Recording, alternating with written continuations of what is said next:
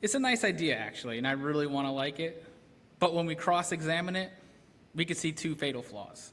First, it ignores the fact that these people only died after being called out of their sin, not when they committed the sin.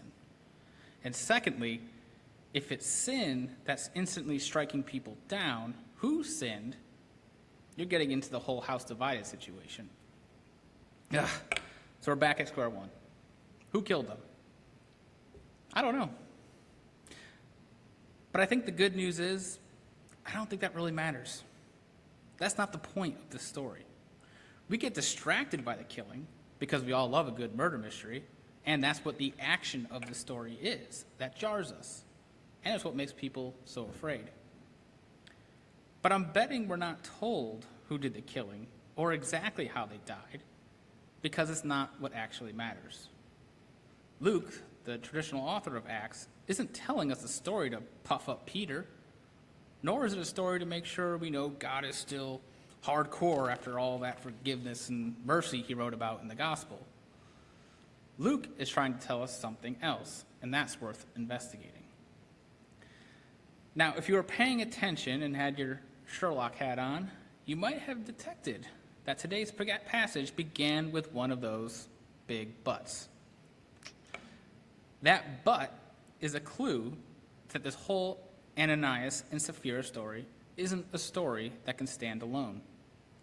It's joined at the but with what came before it, which is one of those utopia stories that I mentioned last week. Let's see what it says. Now the whole group of those who believed were of one heart and soul, and no one claimed private ownership of any possession, but everything they owned was held in common. With great power, the apostles gave their testimony to the resurrection of the Lord Jesus, and great grace was upon them all. There was not a needy person among them, for as many as owned lands or houses sold them and brought the proceeds of what was sold. They laid it at the apostles' feet, and it was distributed to each as they had need. There was a Levite from Cyprus, Joseph, to whom the apostles gave the name Barnabas. He sold a field that belonged to him, then brought the money and laid it at the apostles' feet. People are selling land and giving it to the apostles for distribution to the community. So guess what comes next? But a man named Ananias, with the consent of his wife Sapphira, sold a piece of property. With his wife's knowledge, he kept back some of the proceeds and brought only a part of it to the apostle. Can you deduce what Luke is doing here? Ananias and Sapphira stand in complete contrast to the actions of the rest of the community. We are shown what is good and then what is bad. Now, let me take an aside to make a point clear. This is not a passage to be preached on Stewardship Sunday.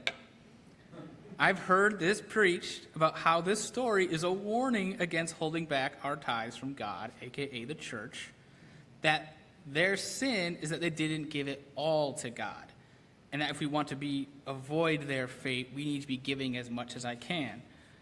Let me quash that right there. My apologies to the sessions if I just ruined your next stewardship campaign. The sin isn't that they didn't give it all, it was their intentions. The NRSV, which we just heard from, renders the phrase, he kept back some of the proceeds. But I don't really like